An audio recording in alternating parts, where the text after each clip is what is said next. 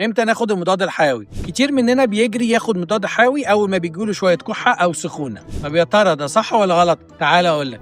خلينا نتفق ان المضاد الحيوي معمول عشان يحارب البكتيريا، بس معظم امراضنا اليوميه زي البرد، الكحه، الانفلونزا ده بتيجي نتيجه فيروس، والمضاد الحيوي ملوش اي تاثير عليه. المشكله مش انه مش هيفيد، المشكله ان هو ممكن يعمل ضرر، ممكن قوي يموت البكتيريا النافعه اللي موجوده في الامعاء، يعمل مقاومه بكتيريا. يعني ممكن لو جالي عدوى من بكتيريا حقيقيه المضاد الحيوي اللي اخده ما يشتغلش معاها، وكمان ممكن يعمل اعراض جانبيه زي مغص، اسهال، حساسيه. طب امتى بناخد مضاد حيوي؟ لو الدكتور شخصه ان هو التهاب بكتيري زي التهاب الرئه، التهاب في الودن، التهاب في اللوز، ساعتها الدكتور هيكتب لك الدواء المناسب، المدة، الجرعة، وده مهم جدا.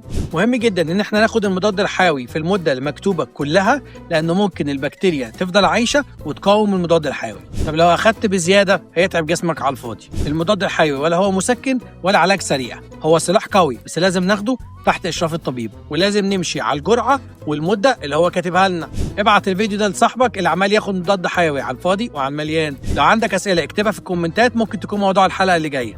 أنا بيتر واصف، صيدلي مصري من شبرا عايش في كاليفورنيا، ودي شبرا فونيا. أشوفكم الفيديو اللي جاي.